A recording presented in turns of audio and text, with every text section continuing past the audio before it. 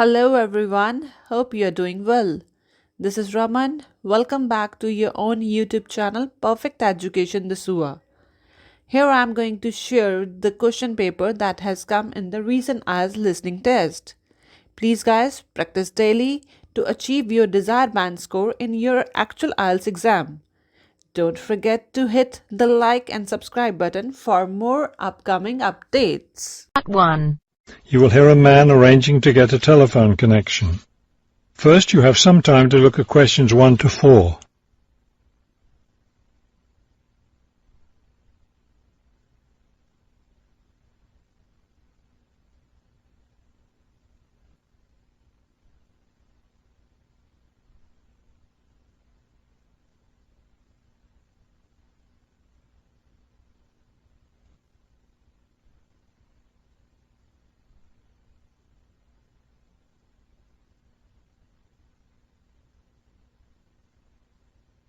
This is the ClearPoint Telephone Company Customer Service Office.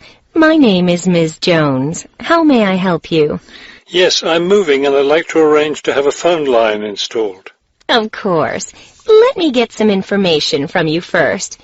May I have your name, please? It's Kramer, Harold Kramer. And would you spell your last name for me, please?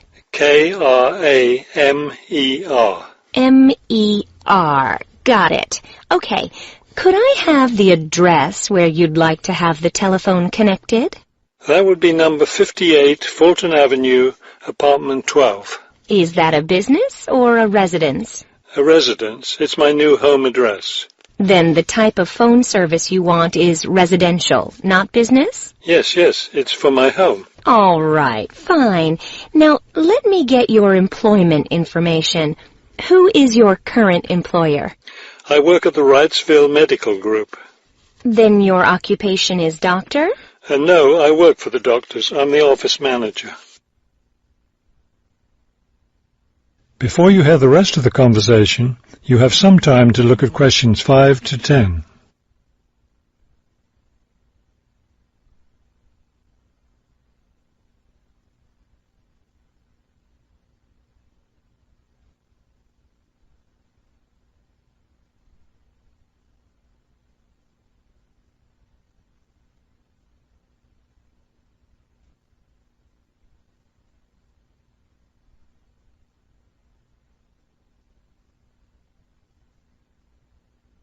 Now listen and answer questions 5 to 10.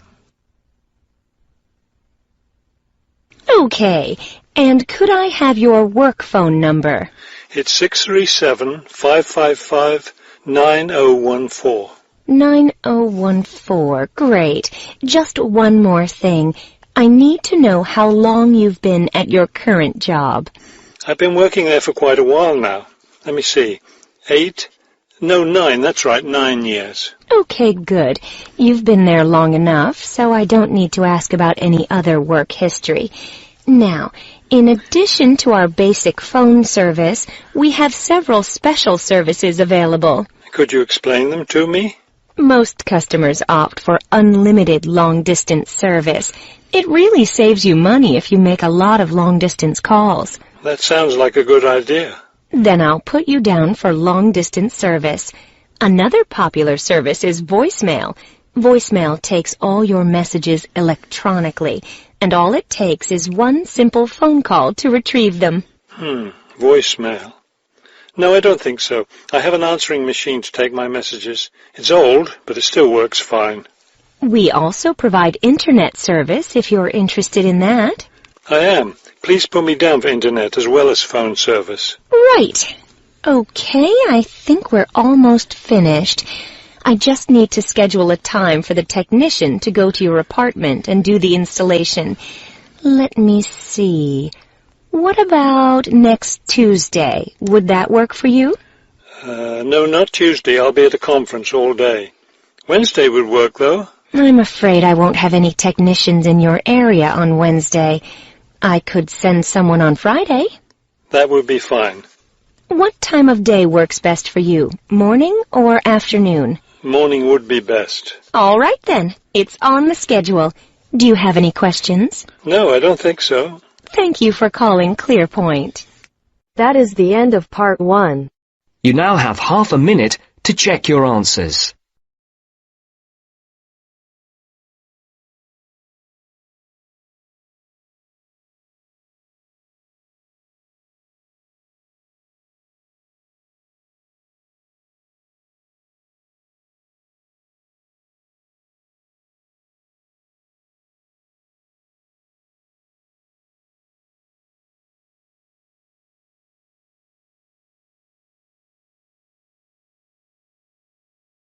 Now turns to part 2.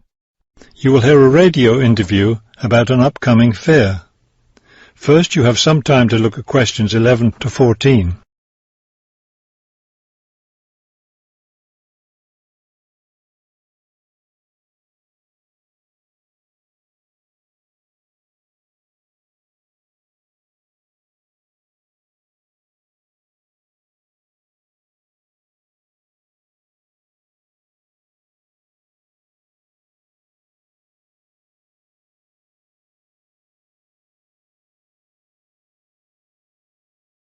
As you listen to the first part of the talk, answer questions 11 to 14. Good afternoon and welcome to City Hour, the radio show that brings you all the latest information about events in and around our city. Today we have with us Cynthia Smith, who is heading up this year's City Fair. Cynthia, would you start by giving us some of the basic information about the fair? Where will it take place this year? I'm glad you asked that question because I know most people will be expecting the fair to be at the fairgrounds as usual, but we've had to change the location this year due to some construction work.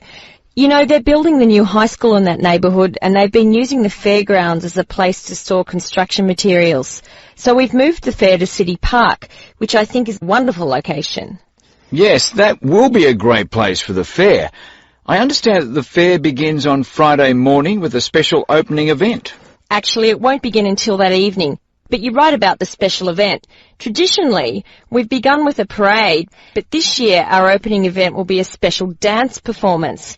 And the most exciting part is that the mayor will be one of the dancers. The mayor is a woman of many talents. Cynthia, could you tell our listeners about the price of admission? What will it cost to attend the fair? We're trying to keep the price down as much as possible. A 3-day pass is just $25, or you can buy a Saturday or Sunday only pass for $15. The opening event on Friday, the dance performance, doesn't cost anything to attend, and we're hoping a lot of people will come to watch that. Before you hear the rest of the talk, you have some time to look at questions 15 to 20.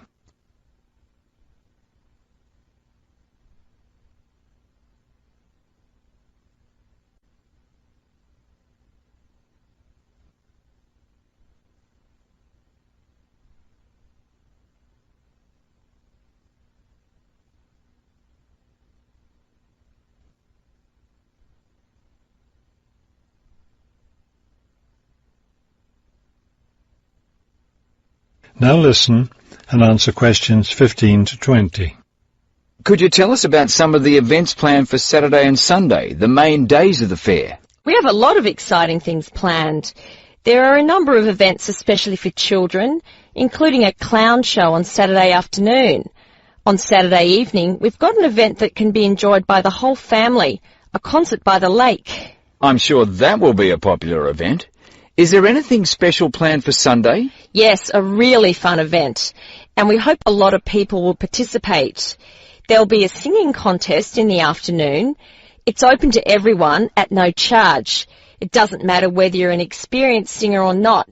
If you've always dreamed of singing on stage, this is your chance. That sounds like a lot of fun. I think it will be. I'd also like your listeners to know that besides the special events I've mentioned, there will be things taking place all weekend. For example, at the food court, international food will be served. You'll be able to sample dishes from all around the world. There will also be special games for children at different locations around the fair. Will there be things people can buy, souvenirs, anything like that? We have a large area set aside where there'll be crafts for sale. This will be an opportunity to buy many lovely handmade things and to get to know some of our local artists and craftspeople as well. It sounds like there will be a lot of fun for everyone at this year's fair. Thank you for sharing the information with us, Cynthia. Thank you for inviting me. That is the end of part 2. You now have half a minute to check your answers.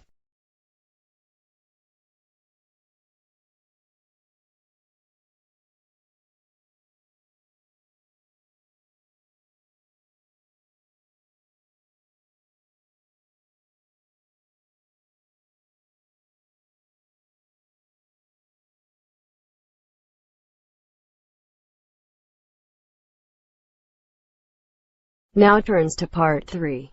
You will hear 3 students talking about how to spend their time before going to university. First, you have some time to look at questions.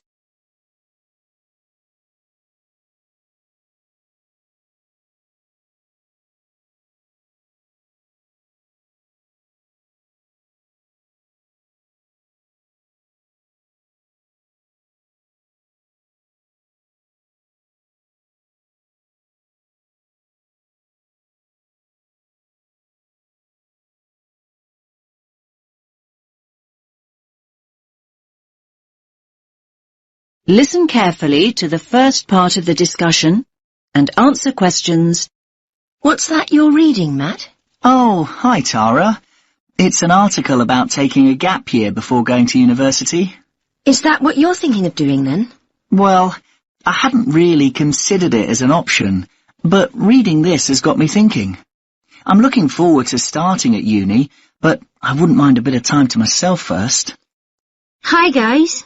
What are you talking about? Hi, Sandy. How's it going? Matt's reading about gap years. He wants to put off going to uni. I think a gap year's a great idea. I'm definitely thinking about it. Are you? What would you do with the year? Well, the programs I've looked at involve volunteering of some kind. I wouldn't want to just go travelling for a year. I couldn't afford that anyway. The idea would be to work and help people, but more importantly, to grow up and come back knowing more about the world than I do now. Obviously, I'd choose somewhere hot and sunny. So, what exactly is volunteering? I mean, okay, I understand it means doing something for nothing, but what does it mean in terms of a gap year? Yeah, it means working with programs in countries where people need support or some kind of aid. I bet your mum and dad aren't quite as enthusiastic as you are about all this. On the contrary, they're really supportive. They can see all the pluses. They realise that I don't know exactly where I want to be in 10 years' time. They think it'll give me time to figure things out and not make decisions I might regret later. I think I'd be worried about how the university look at it, though. Don't you think it suggests you're just putting off studying? Definitely not. Our tutor told us that a lot of universities encourage students to take a gap year. They see a year away growing up and maturing as an asset. Students arrive in higher education with an extra year of life experience, depending on what you do with the time, obviously. Yes, I can see that tutors might like having a few well-travelled students around. I mean, ones that have a more developed perspective. I think they also appreciate that students who come back from a year away, doing something worthwhile, have a stronger sense of direction and a clearer idea of what they hope to achieve. They probably speak at least a few words of another language too. The most important thing for the unis is that students are motivated. So anyway, what does your article say about the options? Do they suggest where students should go on their gap year? You now have some time to look at questions 26 to 30.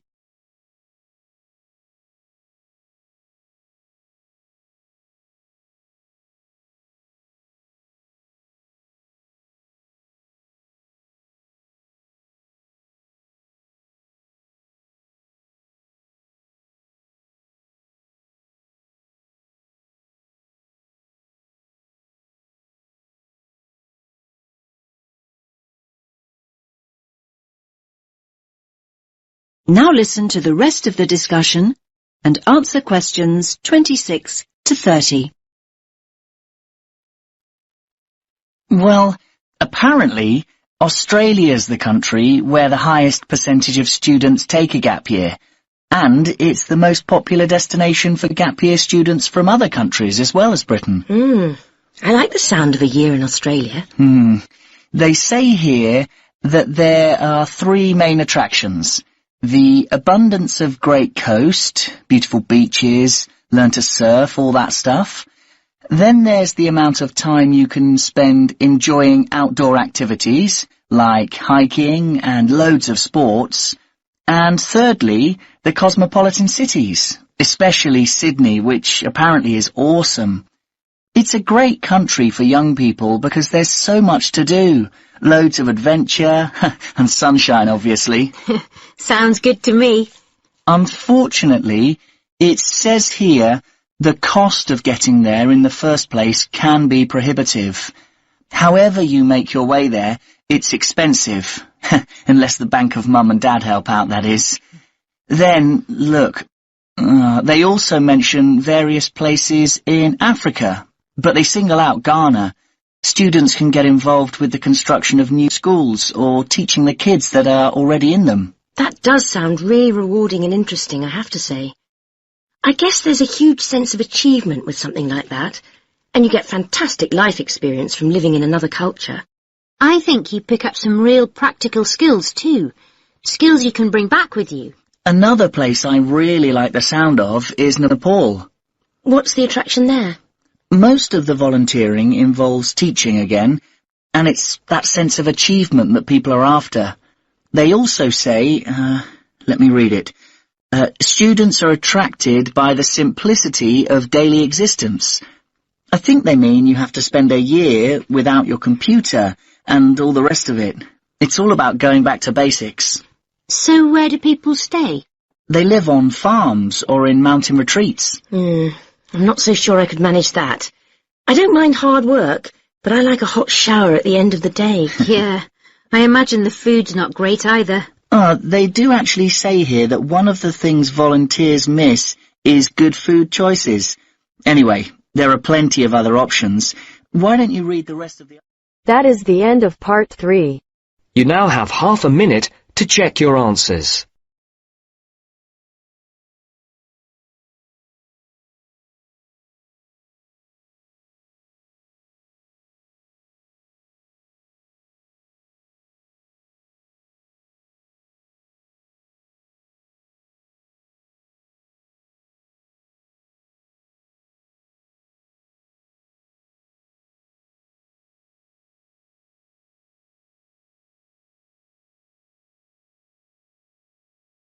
Now turns to part 4. You will hear part of a lecture about animals. First, you have some time to look at questions 31 to 40.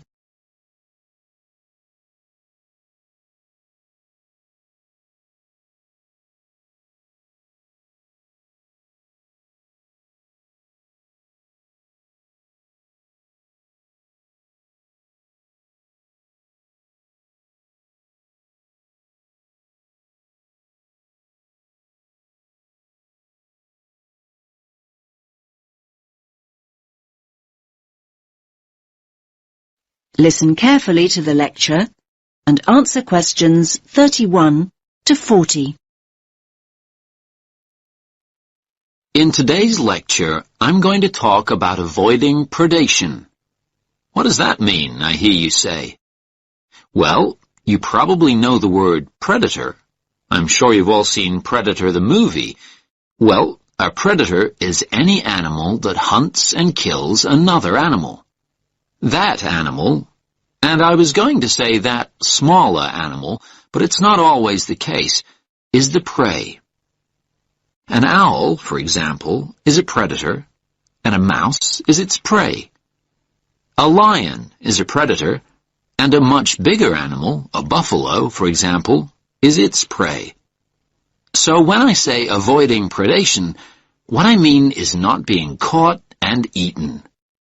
For many small animals, not being caught and eaten is pretty much a full-time job. Many animals that are predators themselves may be the prey of another, usually bigger animal. This is what we popularly call the food chain. So, how do animals avoid predation? Well, they have what we call defense mechanisms. These are ways in which the species adapted over time to give it an advantage over its predators. Any adaptation of this kind increases the species' chances of survival. Over time, species that have not adapted, that is, developed some sort of defense mechanism, have met with extinction. There are various forms of defense. The first is probably very obvious, and that's speed. Predators can't feed on what they can't catch. Running away is a very effective defense mechanism, as some of you can probably remember from primary school. Flight is even more effective. Species which have developed the ability to fly over time have an enormous advantage. Far more birds would be a meal out in the wild if they couldn't fly. The second mechanism is protective coloration. You might hear the word camouflage used too, but I personally find that too simple a term when it comes to the animal kingdom. Protective coloration includes a number of slightly varied mechanisms within the overall term. Some animals blend in with their background. A chameleon is a good example. It sits on a tree and it looks like the branch of that tree. Butterflies have what we think of as beautiful patterns, not to be beautiful, but to confuse and warn off potential assailants. They blend in with the flowers around them, but may also look like something else. Some butterflies have patterns that look like huge eyes, and a would-be predator is scared off. There are all sorts of stories about how the zebra got its stripes, and not many people really know what the stripes are there for. Well, that type of coloration is called dazzle camouflage. A zebra stands out when alone and stationary, but when zebras move rapidly in a herd, their stripes create motion dazzle, a confusing, flickering mass to the eye of a lion or cheetah that might be giving chase. Selecting a target becomes far more difficult. Now, of course, animals are caught. They're frequently caught, but that might not mean the game's up. Some animals make themselves difficult or horrible to eat. Hedgehogs have sharp spines that deter a predator from tucking in even when it's captured its prey. The predator is very likely to give up when a spine gouges an eye or gets lodged in its throat. Numerous species of creature, turtles or snails for example, have developed a tough outer shell that makes it almost impossible to devour. One of my favorite creatures is the skunk, which emits a repulsive smell on being cornered, enough to send any attacker herring back into the undergrowth. In a similar way, some sea-dwelling mollusks can emit an ink cloud that fills the surrounding water, concealing it from a predatory fish that may be circling. There are frogs that go one step further. They're so poisonous that even if a predator does try and eat them, it'll probably keel over and drop dead first. Now, you'll probably be surprised, but I'm going to go on to talk about plants. Yes, many plants have defense mechanisms in exactly the same way as animals. You've probably all been stung by a nettle. That is the end of part 4. You now have half a minute to check your...